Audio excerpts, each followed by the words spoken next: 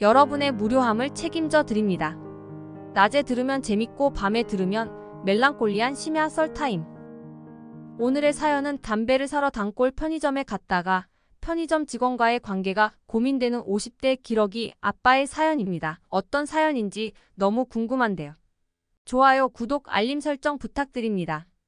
그럼 사연 시작하겠습니다. 안녕하세요. 저는 50대 초반의 평범한 남성입니다. 가족은 아내와 자녀들이 있는데 이들은 해외에서 생활하고 있어 저는 한국에서 홀로 지내는 기러기 아빠입니다. 오랜 시간 혼자 생활하다 보니 집안이 너무 조용하고 심지어는 텅 빈 것 같은 기분이 들 때가 많습니다. 일상 속에서의 외로움이 점점 깊어져 갔고 그것을 달래기 위해 찾게 된 곳이 바로 집 근처의 작은 편의점이었습니다. 이 편의점에서의 첫 만남은 너무나도 평범했습니다. 담배를 사기 위해 들른 그곳에서 저는 우연히 그 여자 점장을 처음 만났습니다.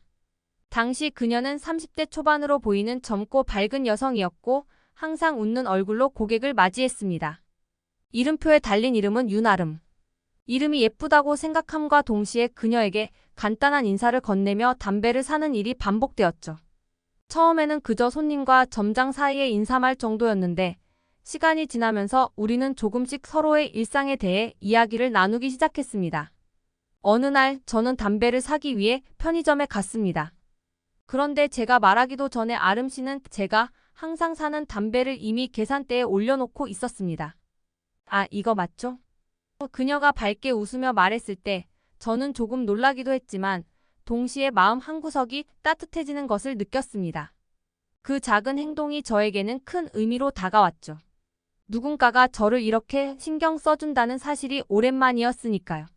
그때부터 우리는 조금 더 자주 대화를 나누게 되었습니다. 처음에는 담배나 편의점에 대한 이야기로 시작했지만 시간이 지나면서 그녀의 이름을 알게 되었고 그녀가 혼자 생활하고 있다는 사실도 알게 되었습니다.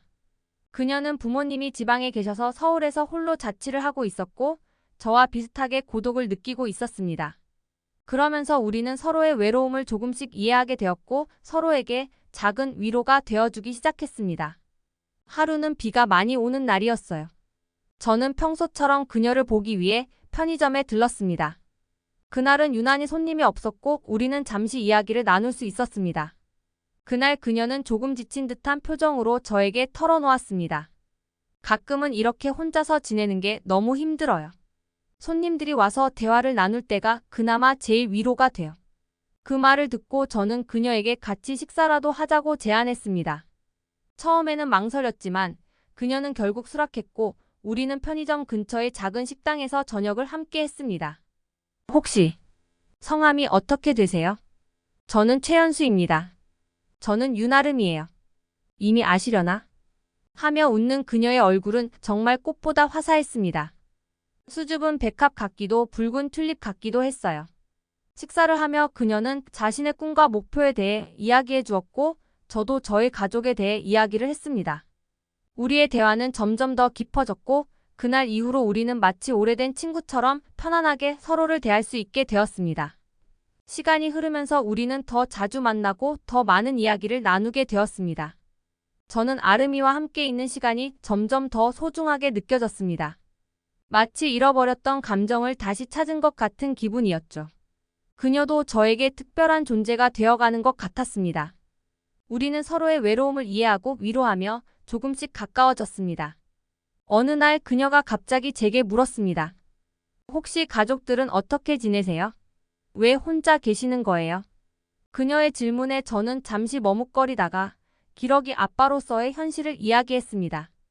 아내와 자녀들이 해외에 있어서 어쩔 수 없이 혼자 지내고 있다고 말했죠.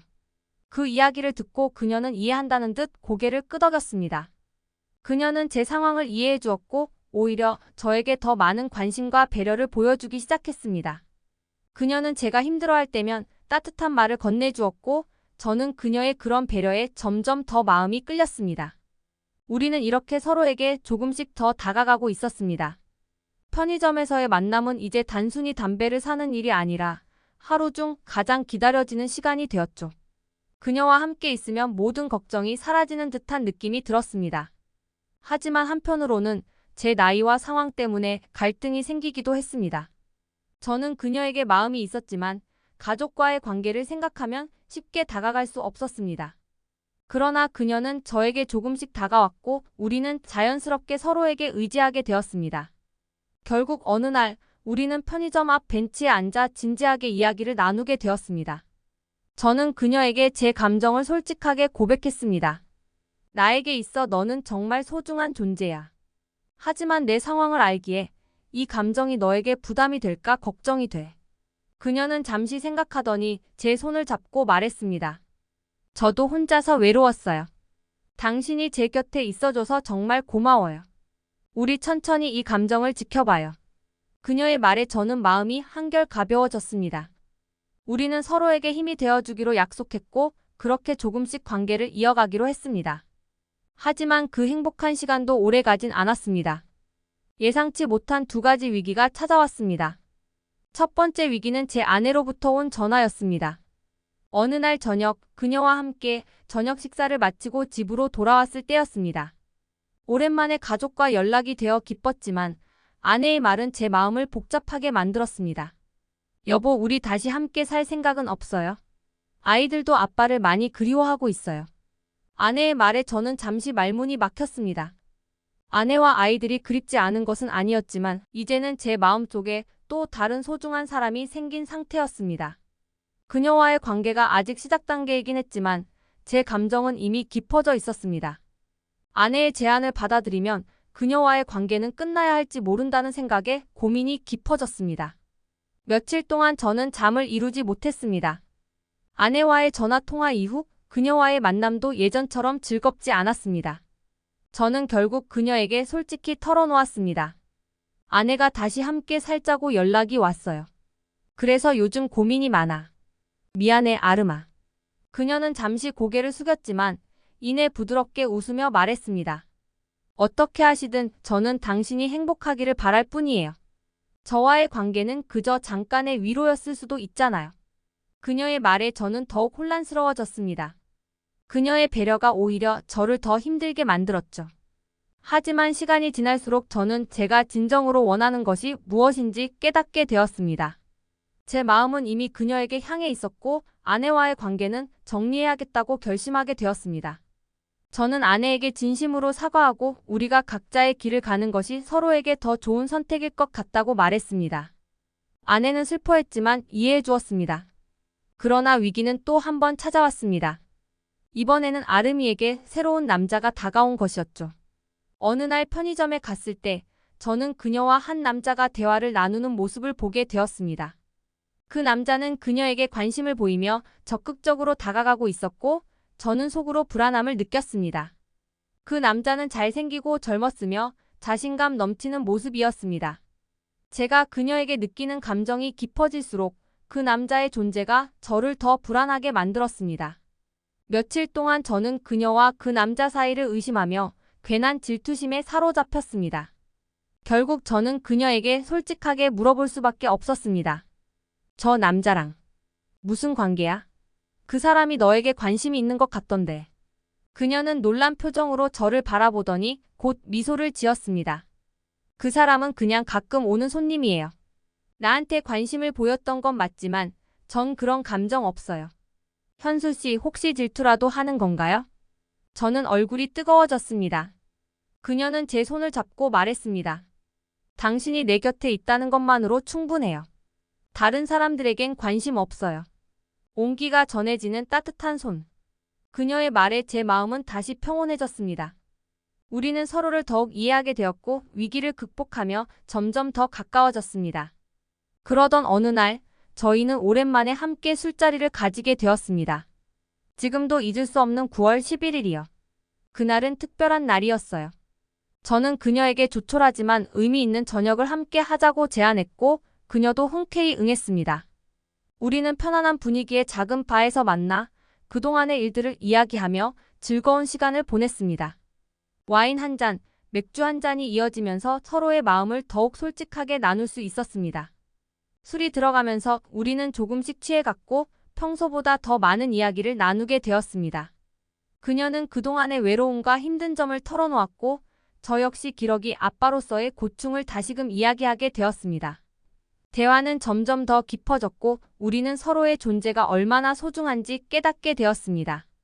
시간이 지나면서 우리는 더 취해갔고 결국 바에서 나와 서로를 부축하며 길을 걷기 시작했습니다. 취한 상태에서 그녀가 제 팔에 기대며 말했습니다. 오늘 당신과 함께해서 너무 행복해요. 이런 시간이 많았으면 좋겠어요. 저는 그녀의 말을 들으며 마음이 따뜻해졌습니다. 그러던 중 우리는 자연스럽게 근처 저희 집 앞에 다다르게 되었습니다.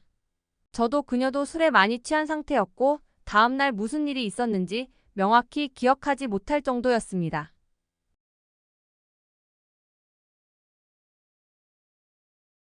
오늘은 현수 씨 집에서 쉬고 갈까요? 그녀가 조심스럽게 제안했고 저도 무의식적으로 고개를 끄덕였습니다. 우리는 함께 집으로 들어갔습니다. 방에 들어서자마자 그녀는 침대에 털썩 주저앉았습니다. 저는 어색한 기분이 들었지만 동시에 그녀와 함께 있는 것에 대한 묘한 설렘도 느꼈습니다. 그녀는 웃으며 저를 바라보았고 저는 그 미소에 마음이 풀리며 그녀 옆에 앉았습니다. 둘 다 술에 취해 있었고 그 순간 우리는 서로의 감정에 솔직할 수 있었습니다. 그날 밤 우리는 서로의 감정을 확인하며 자연스럽게 가까워졌습니다. 취한 상태에서 벌어진 일이라 조금은 어색했지만 우리는 서로의 마음이 얼마나 깊은지 다시 한번 깨달을 수 있었습니다. 다음날 아침 우리는 조금 어색하게 눈을 떴습니다. 하지만 그녀는 저를 바라보며 부드럽게 웃었고 저는 그녀의 손을 잡으며 말했습니다.